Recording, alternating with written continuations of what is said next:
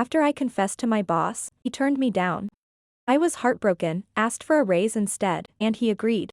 I thought that was the end of my love life and even considered finding someone else to pursue. That's when my boss panicked. No office romances, he said. Unless it's with me.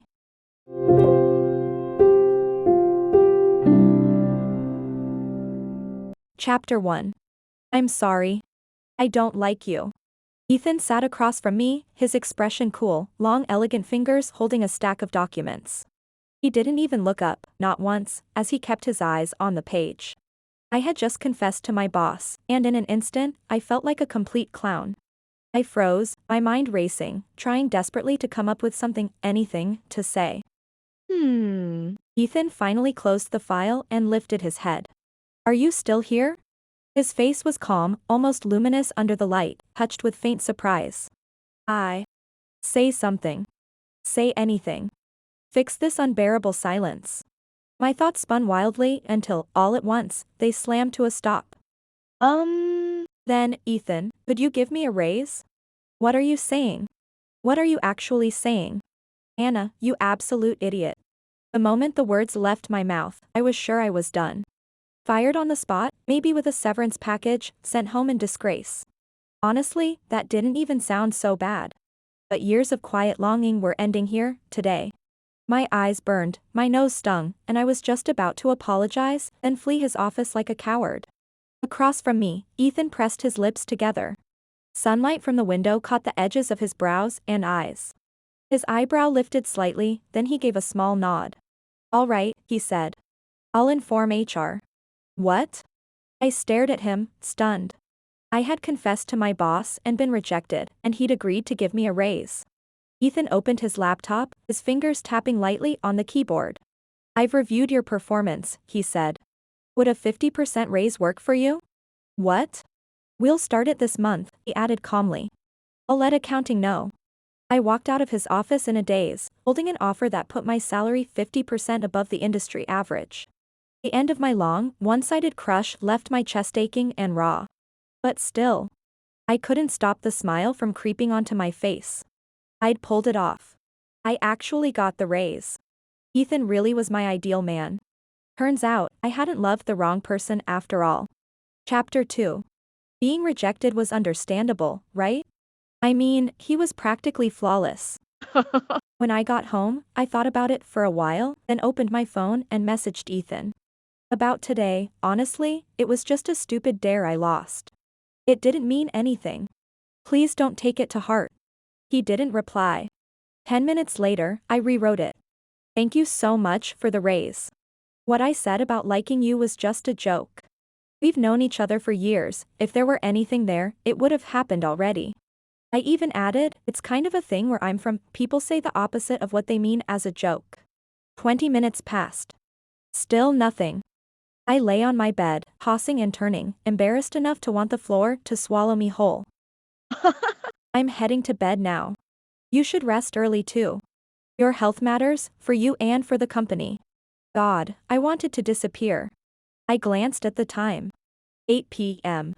Who goes to bed at 8? That was insane. Still, Ethan didn't respond. I figured I understood his silence. He didn't like me, so he was leaving no room for hope at all. How considerate of him, really. It was fine. At least money was reliable, cold, solid, comforting. And yet, my eyes still burned. I still found myself hoping he'd message back. I waited the entire night. By morning, I had dark circles under my eyes. His profile never lit up once. It wasn't that he hadn't seen my messages. At 9 that evening, he'd been active in the group chat, assigning work for the next day. He just didn't want to reply. Chapter 3. I had actually been in love with Ethan for a long time. He was my upperclassman, and we had gone to the same university. He studied business and economics, while I was in computer science. Even back then, he was already one of the most talked about figures on campus as wealthy, sharp-featured, effortlessly composed. A lot of people liked him, but he never accepted anyone's confession. At the time, I was just a small-town kid who made it in on grades alone, choosing the most practical, highest-paying major I could. I had to work part-time just to afford my first laptop. My mom supported me by running a tiny food stall, and I set up my own stand on a street near campus, selling simple street food to get by. Business was decent, good enough to make others jealous. A few burly men from nearby stalls smashed my setup one day. One of them even threatened me. "Don't be stupid, girl. Try showing up again tomorrow and see what happens." He shoved me hard. I fell to the ground, my cart knocked over with me. Eggs, pans, utensils, everything scattered across the street. I crouched there, humiliated and helpless, trying to shield what little I had left. A small crowd gathered, watching. A few people looked like they wanted to speak up. That same man sneered and shouted, "She's a homewrecker. Scammed my brother out of his money. Don't feel sorry for her." The murmurs started immediately. No one knew what was true, and no one wanted trouble. In the end, no one helped. That was when Ethan appeared, like a blade cutting straight through the dark. He was in workout clothes, a sports racket slung over his shoulder, as if he just finished exercising. He stepped into the morning light and positioned himself between me and the men. His voice was calm and cold. "She's a student at our university, not what you're accusing her of. Don't slander her." Then he added, "I've already called the police. They'll be here shortly." Ethan turned to me. "Can you stand?" Just that one question was enough to make the tears I'd been holding back finally spill over. When the police arrived, Ethan went with me to the station. He explained everything clearly and precisely, and the men were detained. I had been slapped and shoved, and Ethan helped me secure compensation for my injuries. As we left the station, I thanked him again and again. He only replied calmly, "It's nothing. I recognized you. You placed third in a national electronics innovation competition, and your research overlaps a bit with my family's business. That's why you stood out to me." He paused, then added, "They won't bother you again. You're impressive, working your way through school like that." Just a few words of praise were enough to make my face burn. I was about to respond modestly when Ethan's phone rang. He apologized softly and answered it right away. A young woman's bright, playful voice came through the line. "Hey, Ethan, where did you disappear to?" she said. "Hurry home already. I'm at your place freeloading a meal. Your mom told me to call you back." I watched as the chill in his eyes slowly melted away, like a night-blooming flower quietly opening in the dark. Chapter 4. At first, I thought she was Ethan's girlfriend. Later, I found out her name was Claire, his childhood friend. I'd seen her on social media before. She came from a wealthy family too, and dated a lot of men, minor celebrities, influencers, and others whose names I didn't recognize. All of them handsome. Every last one of them, except Ethan. I'd seen photos of Claire and Ethan together. The caption read, "My very best big brother." Maybe they were just friends. That's what I naively believed. Later, I realized it was a sad story. Ethan liked her. She liked to have fun. And Ethan could only stay by her side, quietly. Not long after, Ethan invited me to join the studio he'd founded back in college, paying me to help with various projects. I was grateful to him. In many ways, that income eased the pressure of my living expenses. In my third month working there, he found out I was using a second-hand laptop. He bought me a new one. "You'll work more efficiently with this," he said. It felt like a chestnut, glowing red hot, suddenly cracking open to reveal something soft and sweet inside. A feeling called liking spread quickly from my chest. I restrained it, convincing myself it was wrong, something I shouldn't allow. It wasn't until my senior year, when Claire unexpectedly got pregnant, became engaged to another wealthy man, and went abroad, that I began to wonder if, maybe, I was allowed to like Ethan. Still, I held myself back. I kept my feelings quiet, afraid of disturbing him while he was weathering his own long, private rainy season. After Ethan and I had worked at the same company for 3 years, I could no longer suppress what I felt. I confessed. And then I got rejected. Chapter 5. It was so awkward that I started trying to avoid Ethan. He was disciplined to the point of obsession, always the first one to arrive at the office every morning. I figured if I came in later, I wouldn't have to run into him. But that day, somehow, he arrived late too. I had just stepped into the elevator and was about to close the doors when a long, pale hand stopped them from shutting. I looked up to see Ethan walking in, dressed in a black suit, his expression cool and unreadable. The elevator doors slid closed behind him. There were only the two of us inside, and the air instantly felt tight and charged. So embarrassed I wanted to crawl out of my skin, I quickly turned around and faced the elevator wall, like a kid being punished and told to stand in the corner. I stared at my phone and frantically played some dumb merge game, trying to dissolve the tension one tap at a time. Then I heard his calm, distant voice. "This is your floor." "Right," I said. I snapped out of it and practically bolted out of the elevator. After taking a few hurried steps, I couldn't help glancing back. The doors were almost closed, but I saw it clearly, his lips curved upward, just slightly. Chapter 6. All those years of schooling had drilled one belief into me: if you worked hard enough, you'd succeed. I decided to give it one last try, because I liked him far too much not to. No one wants to spend their whole life as a backup option. At the very least, you have to try once, just to see if you'll ever get a chance on the field. I wanted to spread my feathers like a peacock and show him everything I had, to prove that being with me meant something, that I had value. And if I truly did everything I could and he still didn't feel the same, then at least I wouldn't regret it. The question was how to pursue him without disturbing him. After some thought, I decided the first step was simple: work harder, and make myself indispensable at the company. Ethan was leading a new project, so I chose that as my starting point. I cut down even my bathroom breaks at work. I stopped chatting with coworkers, stopped gossiping, stopped slacking off. Every day, I buried myself in code. My sudden transformation didn't go unnoticed for long. The coworker at the desk next to mine, Leo, spotted it almost immediately. Leo was a full-time slacker, and my newfound dedication, late nights and relentless grinding, deeply offended him. Leo dyed his hair a loud shade of brown, naturally curly, and from a distance he looked exactly like a fluffy, overexcited puppy. Curly-haired Puppy was my coworker and my resident gossip buddy. He seemed to know everything that happened in the company. Maybe that was just how people in data roles were wired. Watching me code with half-lidded, exhausted eyes, Leo clenched his fist and laughed like his heart was breaking, his amber-colored eyes filled with exaggerated sorrow. "Did something happen at home? Are you short on cash? I can lend you money. At this rate, you're working yourself to death like a corporate slave every single day." I ignored him. Rumor had it Leo came from a well-connected family and was basically here to coast until retirement, but I didn't have that luxury. Besides, I was trying to earn points with Ethan through sheer effort. I casually pulled a protein bar from my drawer and handed it to him. "Here. Eat this. I'm busy." Leo took the bar, took a step back in disgust, and declared, "Anna's gone insane." Just then, another coworker patted Leo on the shoulder. "Move a bit, I'm heading off to take a paid dump." "Thank God everyone else is still normal," Leo said, patting his chest in relief. The curly-haired puppy leaned over toward me. When I ignored him, he only got more excited. "Hey, have you heard the story about our front desk?" "Not interested," I said coolly, still typing. "Then how about the guy on the second floor who got razor blades mailed to him?" He kept chattering. "Shut up." Okay, then do you know the boss's secret?" I paused, my ears perking up. "I think Ethan might be into men," Leo announced gleefully, thrilled to have finally caught my attention. Get lost. Chapter 7.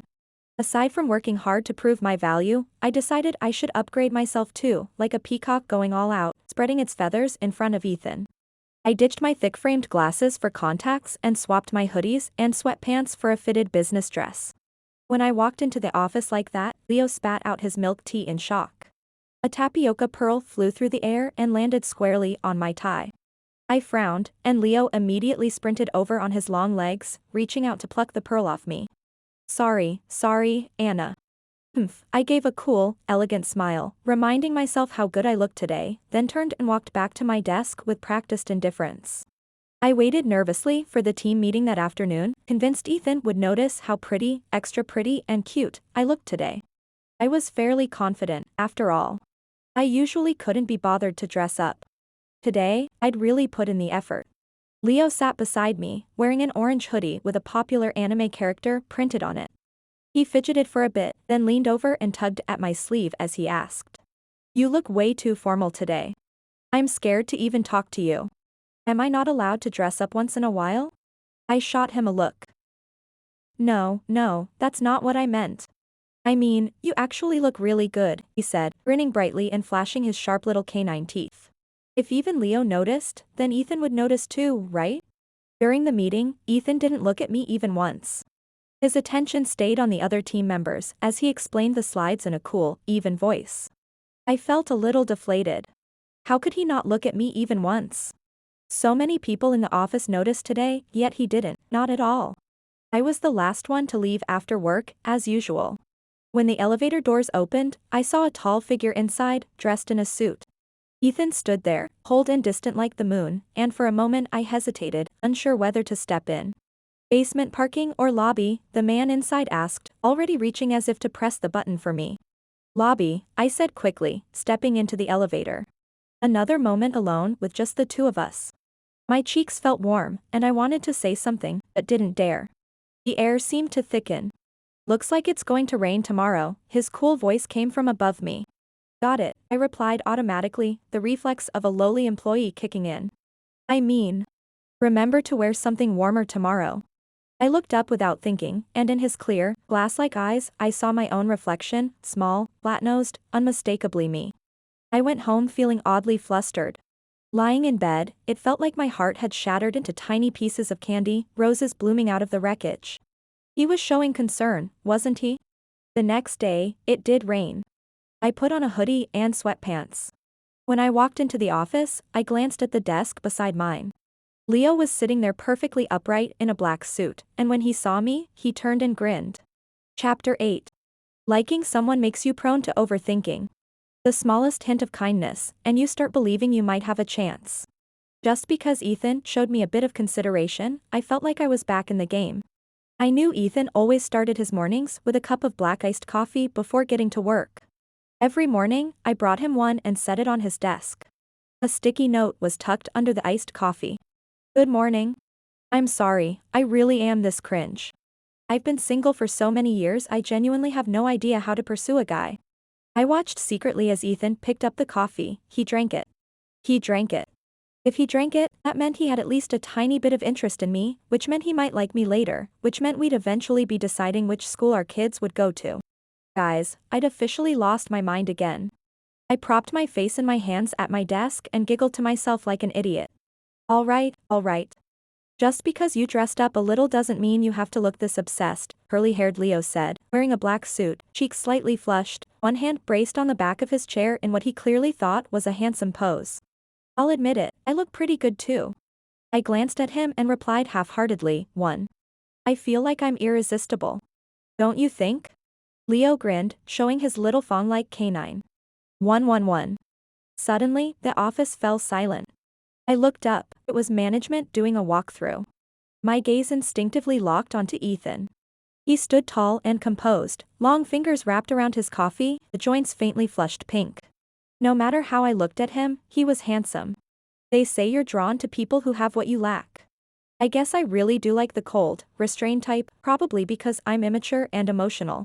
I was looking at Ethan when his eyes snapped straight to mine. I didn't dodge in time, and our gazes met. He gave a very small, very gentle smile. Like a blade rinsed in icy water, suddenly catching a single soft petal at its tip. My head buzzed. I dropped my gaze immediately, thinking. Was that smile for me? If it was, did that mean? I still had a little bit of hope. That thought alone gave me the courage I didn't have before. That night, I messaged him, I feel like I might have a chance again. Can I keep pursuing you? No reply. Chapter 9. I became even more motivated in my pursuit of Ethan. Every day I brought him breakfast, hiking several blocks just to buy pastries from a well-known old shop. At work, I focused on coding, making sure my own responsibilities were done perfectly. Whenever Ethan proposed a plan, I was the first to respond. Soon, people in the office started talking behind my back, saying I was a corporate suck-up. I suspected the rumors came from Leo, he had a big mouth and loved spreading gossip. Because I'd been working so aggressively, I was exhausted. After work that day, I didn't stay late, I just left. Halfway home, I realized I'd forgotten my charger, so I turned back to the office to get it. Before I even reached the door, I heard voices from inside. They were loud. And they mentioned my name. Anna left pretty early today, huh?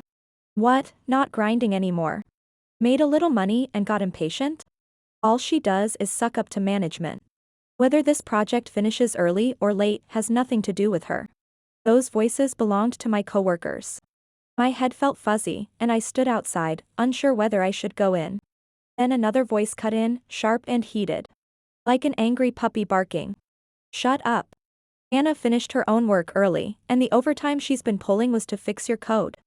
You kept dragging your feet and changing requirements, that's why the project couldn't move forward. Oh, so now you're justified, someone snapped back. It was Leo. Leo was defending me. He was right. These past few days, the overtime I'd been working was mostly on other people's code. I didn't have a choice. It was a project Ethan was leading, and I wanted it done sooner. My head felt heavier and heavier. My body was cold, but the chill felt strange and sharp. I wrapped my hand around the door handle. But I couldn't bring myself to press it down. I didn't dare go in and face them. I turned around and took the elevator downstairs. I must have been running a fever. I was so out of it that I didn't even notice the elevator had gone down to the basement parking level. But what I saw there snapped me awake instantly. It was Ethan. Standing in front of him was a beautiful woman in a white tailored dress. I recognized her. It was Claire. Claire was strikingly beautiful, elegant and poised, holding a large bouquet of white roses. Ethan was holding the hand of a little girl, a faint smile resting on his lips. Had Claire come back? So, they were together now. I had never seen Ethan smile so gently before. Those eyes that were always cool and controlled now looked like they held warm spring water. I hid myself behind a black car and watched them silently. I saw Ethan hand the little girl the carefully packaged pastries I'd biked 3 streets to buy. I saw him open the car door. Claire smiled at him and naturally took the passenger seat. Maybe my fever was worse than I thought. My face burned like it was on fire, and I braced one hand against the black car. This was the parking garage. Ethan's Mercedes was moving slowly. To exit, it had to pass right by me. My head throbbed. My vision blurred, and tears gathered in my eyes. Through the haze, his car rolled past me at an unhurried pace. I was sure of it. I was certain he saw me. His car didn't hesitate for even a second as it drove past me. As if it had never intended to stop in my world at all. I stood there, stunned, watching the shadow of his car fade into the distance. The ache in my chest mixed with the burning heat in my body, crashing over me all at once. I couldn't hold it in anymore. I crouched down and started to sob. I'm sorry. I'm really pathetic. In the moment he passed by me without a glance, I finally understood something clearly. I never had any hope at all. I had always been nothing more than a clown. Chapter 10. I decided to give up on Ethan. I had confessed. I had tried. I had walked every path I could, done everything I knew how to do to make things better. If there was nothing more I could change, then I might as well let go with dignity. I changed Ethan's contact name from a crush to Ethan. I drew a clear line for myself. I was not allowed to disturb him ever again. I stopped bringing Ethan coffee. I stopped buying him snacks after dinner. And I stopped messaging him altogether. For convenience at work, I went back to showing up barefaced. I took off the fitted business dresses and put my hoodies and sweatpants back on. To thank Leo for standing up for me, I brought him a box of pastries. He smiled so widely his eyes curved into crescents. While eating, he leaned over and whispered to me. Breaking news. A miracle. Our boss finally seems to have a girlfriend. My heart tightened. I pressed my lips together, expressionless. A coworker who had seemed bored suddenly spun his chair around, lowered his voice, and said. I think I know who you're talking about. She's from a very wealthy family, divorced, with a kid. I don't think the boss would lower himself to date a divorced woman. So what if she's divorced? Leo shot back. She's divorced, not a criminal. It's not some kind of stain. The man choked on his words, turned his chair back around, and muttered. Fine, fine. Guess that kind of luck should happen to you. I thought Leo's values were actually pretty solid. I gave him a thumbs up. His crescent moon eyes deepened, and the curly-haired puppy immediately scooted closer, ready to keep gossiping. Leo said. I don't think Ethan's that great. He's too rigid, can't get anything done when it matters. Up at 5 every morning to run. Who'd feel supported being with a guy like that? That kind of made sense. I burst out laughing at the way he kept trash-talking Ethan. The two of us were leaning close, heads together, whispering. When the office suddenly fell silent. I heard a sharp, deliberate cough from across the room. Startled, I looked up. It felt as if the air itself had frozen. Even the air conditioning suddenly seemed too cold. A lean, straight-backed man stood in front of us, the outer corners of his eyes slanting slightly downward along his lower lids, giving him an air of cool restraint. It was Ethan. My head buzzed, and I shot to my feet too fast, nearly losing my balance. My lips went weak. Leo, on the other hand, stayed perfectly calm and theatrically leaned toward my ear. "See? You wrote this part of the code wrong," he said. It sounded like we were discussing work. Except my screen was still a bright blue desktop with rolling green hills. Ethan's gaze dropped to our heads, which were much too close together. He walked over and stopped in front of us. He didn't look at me at all. He only said to Leo, "Show me your progress." "Bit a little," Leo replied casually. "About 1/3 done." This guy really had guts. Watching Ethan's expression darken slightly, my nerves tightened. "You need to finish it this week," Ethan said coolly.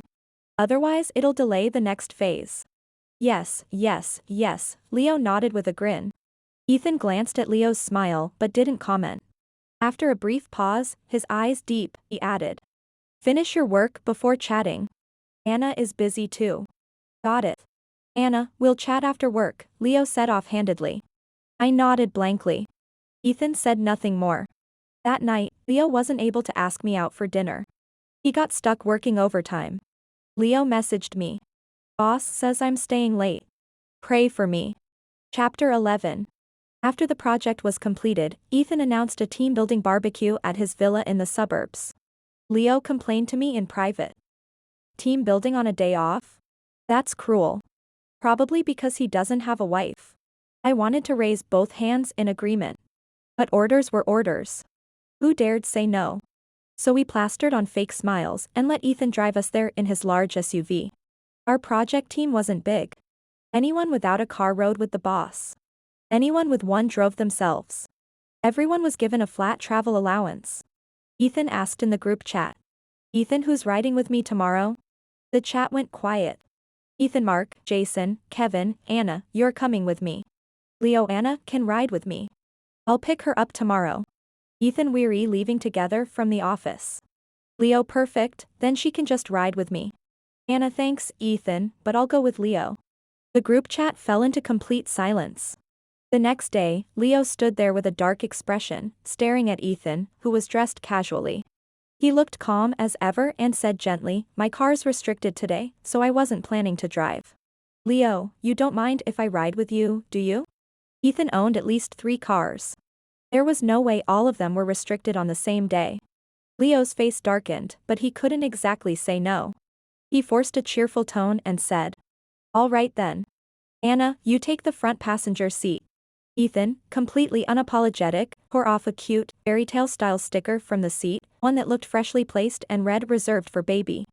He opened the passenger door smoothly and sat down without hesitation. I climbed into the back seat. Leo turned around and grinned at me. "Connect your Bluetooth.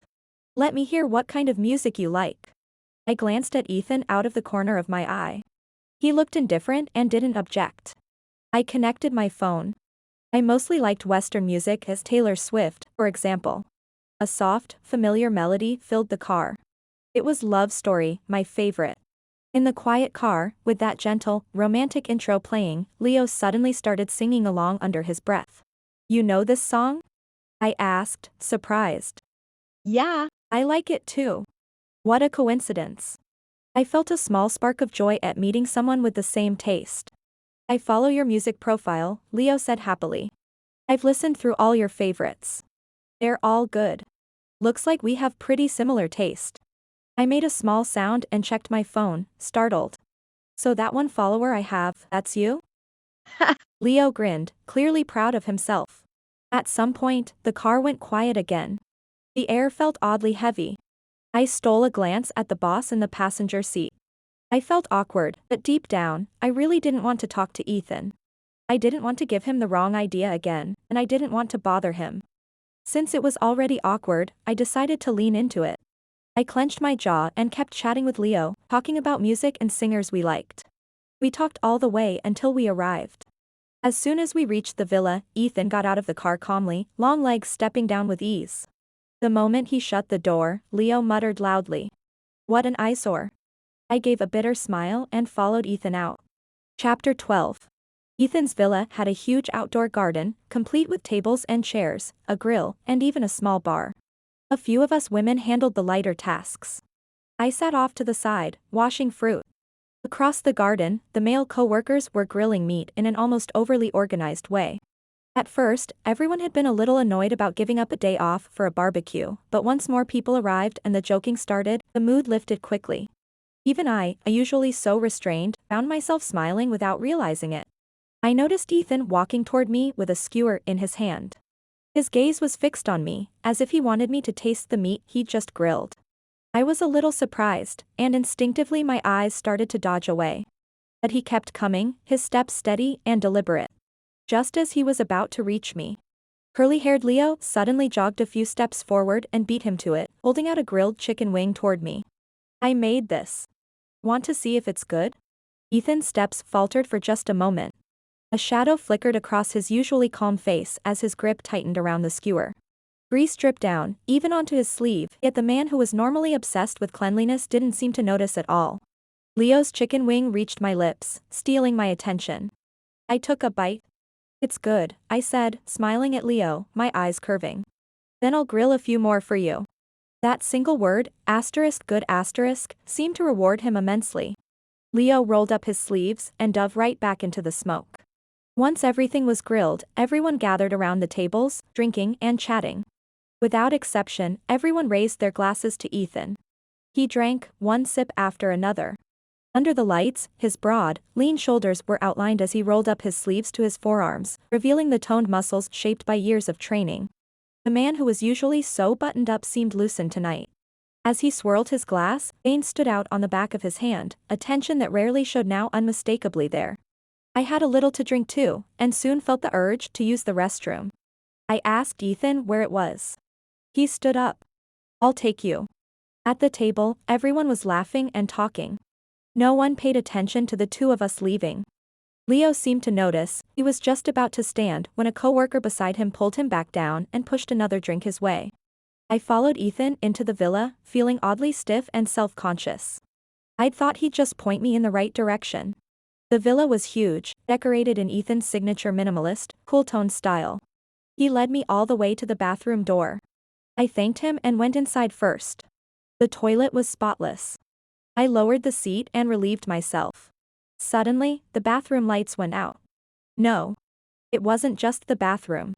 All the lights in the villa went dark. Even the outdoor lights were gone. Chapter 13. I heard noisy, panicked voices outside. What the hell, does a villa lose power too? I just finished and hurriedly cleaned up, pulling up my pants as I stood. The bathroom had no windows. Without moonlight, everything was pitch black. Why are rich people's bathrooms so big anyway? And why are they so dark? I felt my way toward the bathroom door, relying on my memory of how I'd come in. But somewhere along the way, I tripped. I lost my balance and fell back onto the floor. As I flailed to brace myself, my arm swept across the counter and knocked over a bottle. Crack. The sound of glass shattering rang sharply in the silence. A faint scent spread through the bathroom, cedarwood mixed with musk. "Are you all right, Anna?" I heard Ethan's cool voice from outside the door. Not just his voice, but the sound of the door being gently pushed. "I'm sorry, it's too dark," I said. "I fell, and I think I broke your perfume." He didn't answer. There was a soft click as the lock turned. The door seemed to open. The bathroom fell into a deeper kind of quiet. I heard his footsteps, and the way he deliberately kept his breathing low and controlled. Something about the sound of his breathing made me inexplicably tense. He was like a wounded soldier on a battlefield, suppressing pain and struggle beneath restraint. I felt uneasy. Bracing my hand on the floor, I tried to stand. And accidentally pressed down on the shattered glass. A shard bit sharply into my palm. I cried out in pain. Then I sensed a shadow. The dark outline of a knee lowering near me. His breathing drew closer and closer. Ethan's nose was almost brushing my forehead. "You're hurt," he said quietly. "Don't move. I'll help you up." I'm sorry, I said, my voice trembling slightly from the pain in my hand. Because it was so dark, every other sense felt magnified. The air was thick with cedar and musk, layered with the faint scent of alcohol on him. His warm breath brushed against my forehead, making my nerves tighten further. Suddenly, I felt a broad, solid hand close around my wrist. Then, as if finding its mark, it slid, slowly, firmly, down to cover the back of my hand, pinning it in place. What are you doing? My voice nearly broke. I can get up by myself. In the quiet room, it felt like I could hear nothing but his breathing and the frantic pounding of my own heart. Anna, he said, I'll take care of it. That warm, steady hand held mine, and my injured hand was pressed firmly against his chest. I felt the blood from my palm soak into his shirt. I felt the powerful heartbeat beneath the fabric, thudding hard and fast. I think I've fallen for you. The voice that had once been calm like still water now sounded like a dark sea in motion. Low. Rough. Anna, he asked softly, do you like me? Warm lips hovered near my forehead. My mind went completely blank. Suddenly, Leo's voice rang out from outside the door. Anna. Are you okay? I found the main control panel. The lights should be back any second. With a loud hum, every light snapped on at once, bright and blinding, like a white-hot sun. The bathroom door was suddenly shoved open.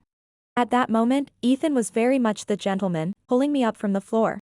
His voice was calm and warm. Did you fall? Are you okay? I'm fine. I stood up, pretending nothing was wrong. Leo's worried eyes, however, were fixed on one spot. I followed his gaze. A smear of blood on Ethan's pristine white shirt. Ethan noticed the way Leo was staring. His usually cool, detached face suddenly curved into a smile. A gentle smile. One that could almost be called shy.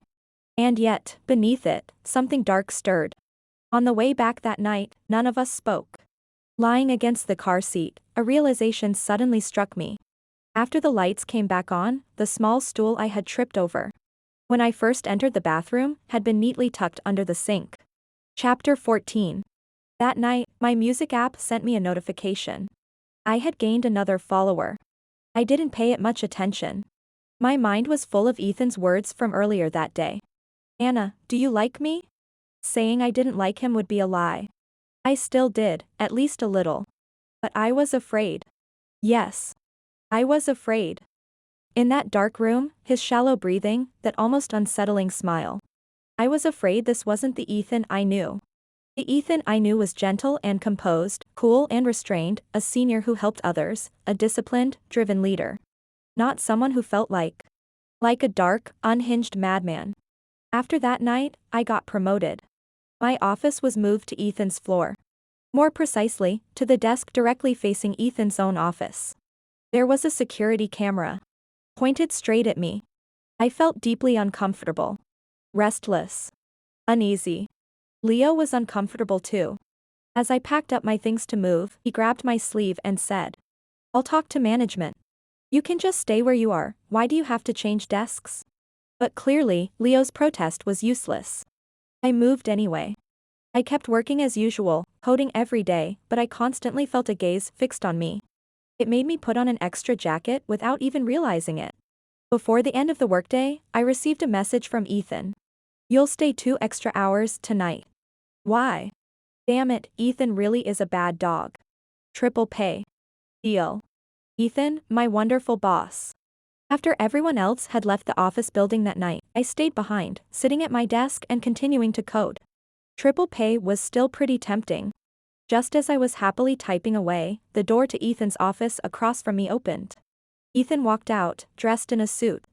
I looked up and said, Good evening, boss. Only after the words left my mouth did I realize that in this huge office space, there were only Ethan and me. Ethan walked over to me, casually pulled a chair over, and sat down beside me to watch me code. I felt a little nervous, my hands didn't stop moving, but my eyes avoided his. The room fell quiet, filled only with the sound of the keyboard. Then I heard his gentle voice. Do you remember the question I asked last time? Huh? My fingers paused, and the typing came to an abrupt stop. Do you still like me? I don't anymore, I said almost without thinking. I wanted a normal relationship, not to be a clown, not to be someone begging for scraps. After saying that, I immediately looked up at his face. But at some point, he had moved behind me, leaning down, placing both hands on my keyboard.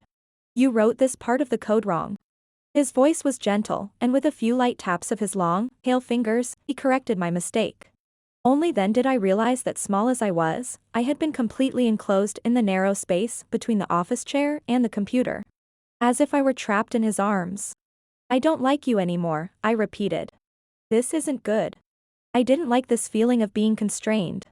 He straightened up, withdrew his hands, and lifted his brows slightly. Anna, we're both adults.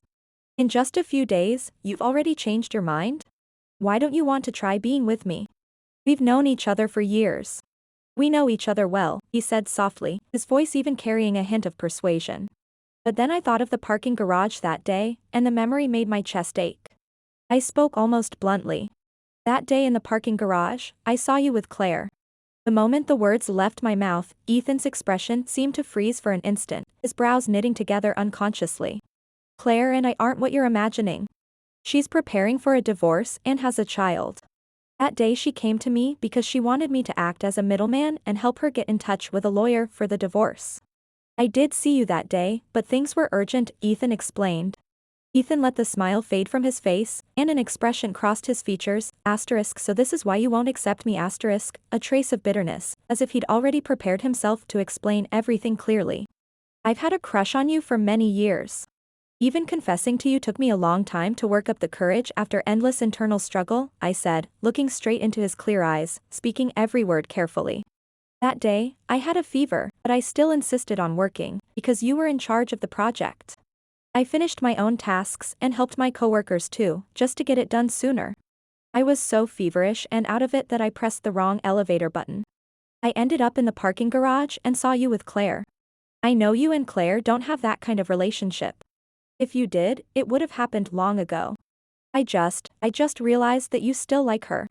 You like her so much that you couldn't see me standing quietly in the corner. Or maybe you did see me, but you didn't care. I paused, then let out a small, bitter laugh.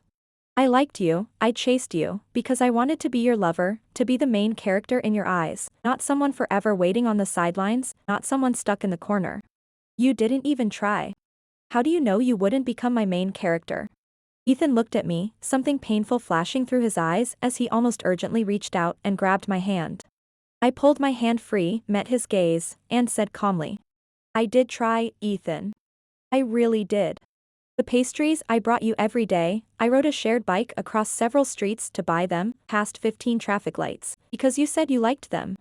My voice rose without me realizing it. Not just after I confessed, before that too. Back in college, when I worked at your studio, day after day, night after night, your office never seemed to run out of drinking water, did it? I was the one who went to get it replaced. Back then there was no elevator to the 5th floor, the delivery guy wouldn't carry it up, and those 20-liter bottles, I carried them up myself, one by one, just to change them for you. After your first project succeeded post-graduation, you drank too much and couldn't drive. I rode a bike to take you home. You collapsed into a flower bed, and I cried while holding you, then carried you on my back all the way home. Later, you became the boss. You never lost control again. I knew you had stomach problems, so there was always a box of stomach medicine stocked in the company snack cabinet. Sometimes someone took it, but the next day it was always replaced. Ethan, from college to before I confessed, I appeared in your life so many times. Did you ever really see me? As I said this, I felt strangely relieved. The heavy stone that had been pressing on my chest, making my heart ache and swell, finally fell and shattered completely. Tears slipped down my face without my noticing, but I wiped them away gently. It was over. What I cared about wasn't just that day in the parking garage. You could say it was simply the final straw. Ethan, I really have given up on you. Throughout everything I said, Ethan's brows remained tightly knit. What was he thinking? Had he finally remembered all those moments when I'd been by his side, day after day? And if he couldn't remember, it didn't matter anymore, because it was all in the past. I had liked you. I had given so much of myself willingly. You didn't notice, and me giving up on you is only natural.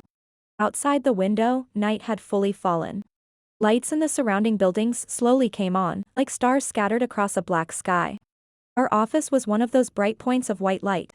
Under the glow, Ethan's expression was painfully clear. It seemed as though he'd remembered something. His lips moved, as if he wanted to say something, but in the end, no words came out. In the end, he grabbed my hand. I saw the calm expression on his face slowly crack, and I saw redness bloom in the depths of his dark eyes. His voice was slightly hoarse. Anna, I'm sorry. It's okay, Ethan. We can still be friends. It's all in the past. I don't like you anymore, I said, smiling openly.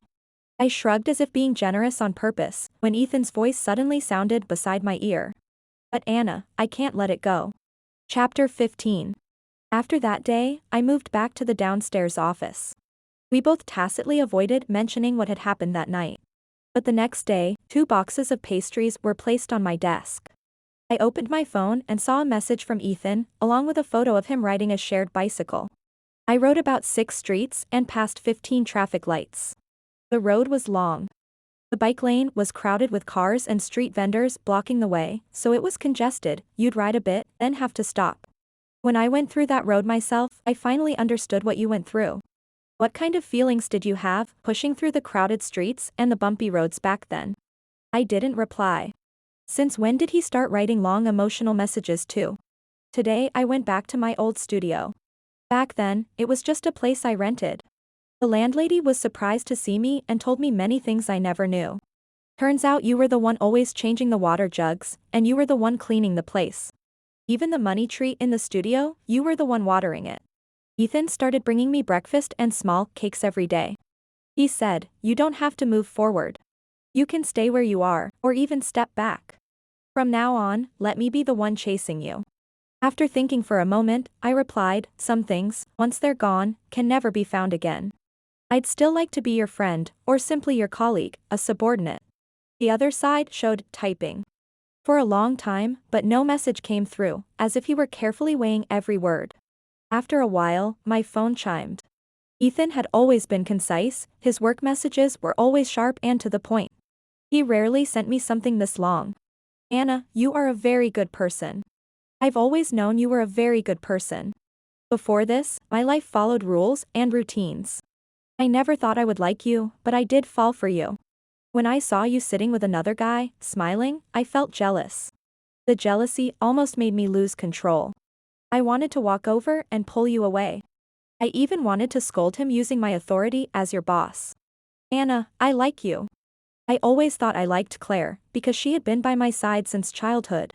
But when I lost her, I didn't feel regret. Yet I know for certain that if I miss you, I will deeply regret it.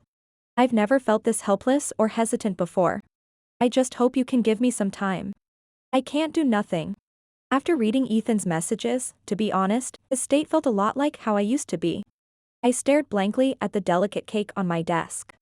Suddenly, a fluffy head popped up beside my shoulder. Anna, why are you staring at the cake? Let me have a bite. Leo's smiling face came into view. He leaned over to my side without hesitation, but somehow it didn't feel intrusive at all. If anything, it felt natural and friendly.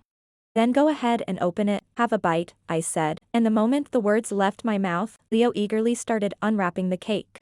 With a soft rustle, the silk wrapping came loose, and a light card fluttered down onto the floor. I was just about to bend down to pick it up when Leo stepped on it first, then curiously picked it up himself and read aloud in a clear voice, Black Swan wishes you an enjoyable dessert. That's all it says, Leo remarked, casually stuffing the card back in and tossing it into the trash. Chapter 16. Because the project we developed brought in exceptionally strong follow-up profits, word spread through the company that Ethan was about to be transferred back to headquarters. At such a young age, he was already a senior executive. Once he returned to HQ, his future prospects would be limitless.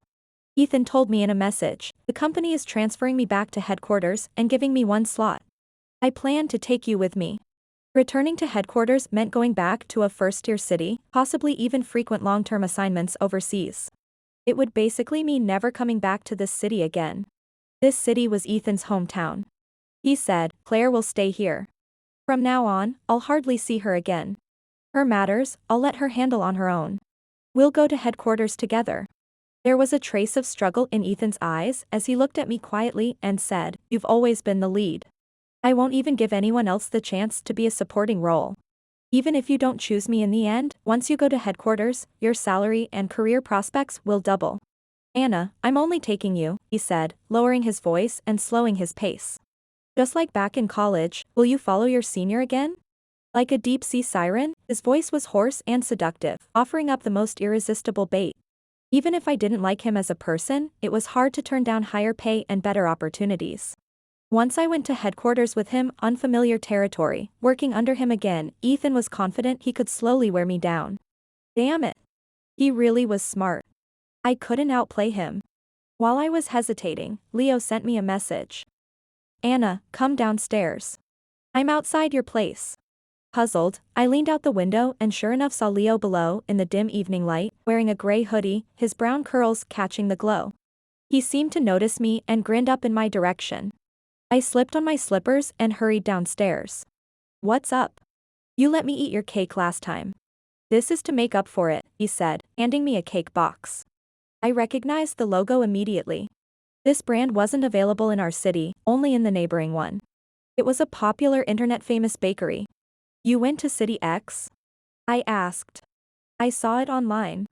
They said if you like someone, you should buy them this cake, Leo replied. So I drove there. Went and came back in one day. The corners of Leo's eyes curved with a smile, his gaze clear and gentle. You really didn't think that was far? I said, still not quite understanding what Leo meant. Then, suddenly, it hit me. I looked up at him in mild shock. His cheeks were still flushed, and beneath his curls, his eyes suddenly looked like polished diamonds. Anna, I need to apologize to you first, he said. That day, I threw away the card. What was written on it was actually Ethan's confession. He stumbled over his words, as if afraid I wouldn't forgive him, sounding flustered and anxious. I don't know what came over me that day. I actually noticed it a long time ago, and all this time I also like you. He lifted his head and said it out loud, looking at me with bright, earnest eyes. My heart felt like it had been struck.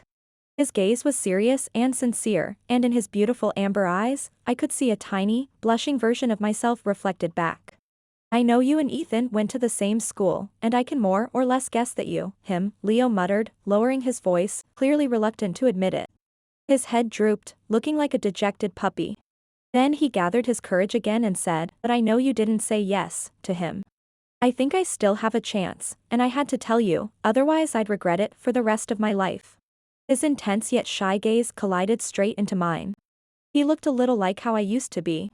I instinctively tightened my grip on the cake box and said, what if I reject you? Even if you reject me, that's fine, he said. Confessing is about expressing how you feel, not demanding a relationship. I just wanted you to know that you're an incredibly good, incredibly outstanding girl. The curly-haired puppy stood in front of me, and only then did I realize how tall he really was, almost 6'2", with a straight, well-built frame. His cheeks were completely red now, like overripe fruit. The streetlight lit up his features, highlighting his brow bone, his eyes burning like flames as they looked straight at me, without possession, only warmth and sincerity. I do feel a little moved, I said honestly in a low voice, but that feeling isn't enough for me to accept your confession. I'm also planning to go back to headquarters with Ethan. I see. Leo's shoulders, which had been tense the whole time, finally relaxed.